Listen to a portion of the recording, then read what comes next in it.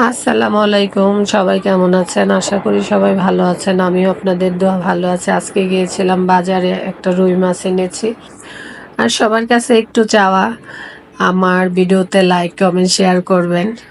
একটু চাওয়া তো সবার কাছে চাইতেই পারি। আপনাকে নিয়ে মানুষ সমালোচনা করবে, কোনো কিছু সমাধান করে দেবে না, তাই নিজেরটা নিজে করাই ভালো। রুই মাছটা অনেক টাটকা ছিল। রুই মাছটা এনে ভালো করে কেটে এখন প্রসেসিং করে রুই মাছটাকে আমি ধুয়ে নেব। আর যে কোনো মাছ আমি লবণ দিয়ে ধুই, লবণ দিয়ে ধুইলে মাছটা অনেক ফ্রেশ হয়। তারপর আমি এটাকে হলুদ আর লবণ দিয়ে মেখে রাখছি। আর হঠাৎ করে দোকানে দেখলাম ফুলকপি বিক্রি করতেছে। এখন তো গরমের সিজন, দেখি ফুলকপিটা রান্না করলে কেমন স্বাদ হয়।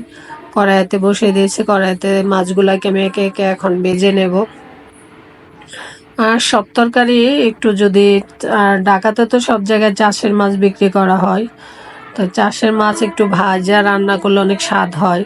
তবে কড়াইয়ে বসিয়ে দিয়েছি, কড়াইতে পেঁয়াজ কুচি দিয়েছি, পেঁয়াজ কুচি দিয়ে তেল দিয়েছি।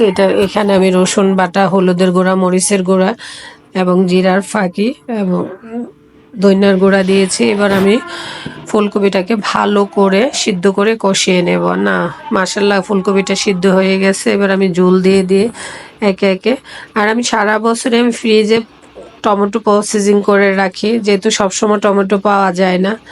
আর তরকারিতে একটু টমেটো দিলে অনেক ভালো হয়। আমি কাঁচামরিচগুলোকে দিয়ে দিয়ে এখন একবারে আমি মাছটাকে দিয়ে দিয়েছি।